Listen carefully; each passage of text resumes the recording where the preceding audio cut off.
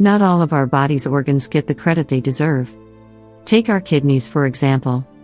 Often overshadowed by the lungs and the heart, our kidneys play a crucial role in keeping us healthy.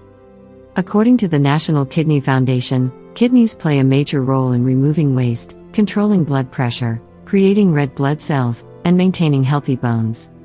Yes, these bean-shaped organs are used to take the back seat. That is until they become affected. In fact, if you have a kidney infection, you're likely thinking about nothing else but your kidneys.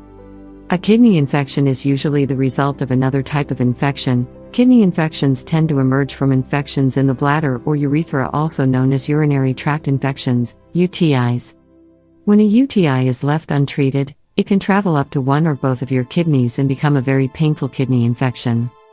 Signs of a kidney infection include abdominal pain, painful burning sensations when you pee, nausea and vomiting, and cloudy foul-smelling urine. If you're experiencing one or more of these symptoms and believe you have a kidney infection, it's time to make an appointment with a medical professional as quickly as possible. Get treatment for your kidney infection as soon as possible.